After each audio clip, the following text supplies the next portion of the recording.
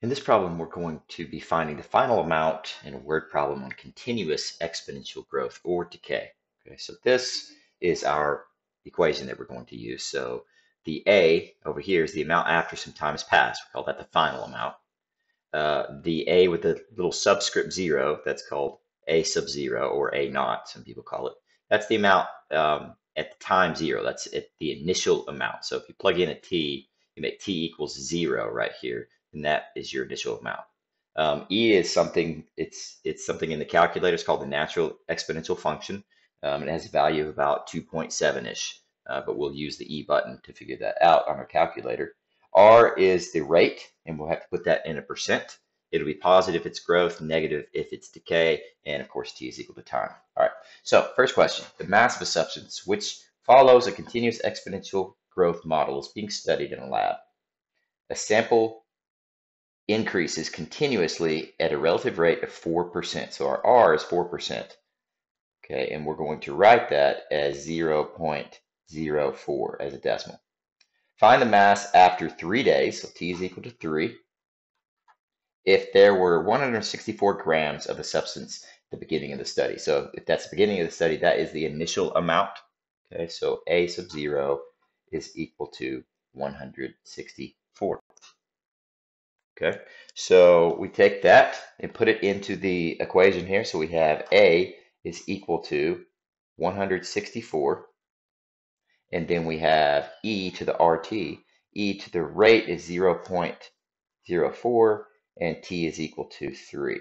So that's going to be 164 e to the 0.12, which if you put that into a calculator and round to the nearest tenth, like it says up here, so we're going to round the nearest tenth, put that into a calculator. Let's go ahead and do that. We'll do it one time, but not for the other two problems. Put that into a calculator, 164 parentheses, E button can be found by hitting second and this button right there.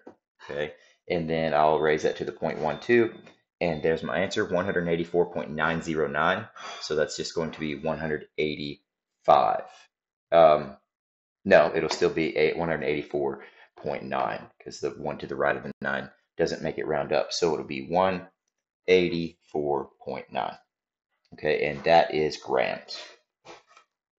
Okay, next question. A mass of radioactive substance follows a continuous exponential decay. That means our R is going to be less than 0, as it says up here.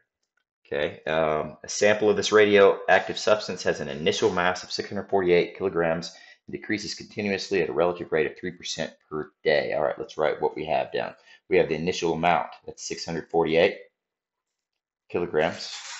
Let's see, we have a rate, R, of negative 0.03. That's negative 3%. The reason it's negative is because it said decay. Okay, and how many days do we have? 2. So T is equal to 2. So we will have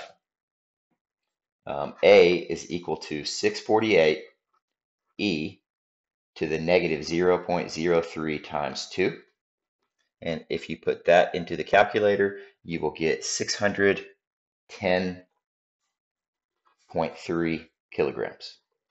Okay, so that was the amount after 2 days. All right, one last problem here.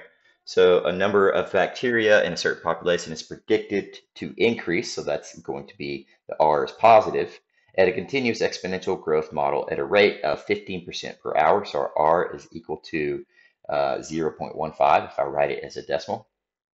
Suppose the sample culture has an initial population of 61, so that's A sub 0 equals 61, and predicted population in 5 hours, so T is equal to 5. So it'll be A is equal to 61 to the power of 0.15 times 5. Okay, and if you put that in your calculator, you will get 129.1, and that's going to be, what's the rate here? Bacteria. Okay, so 129.1 bacteria. It started at 161.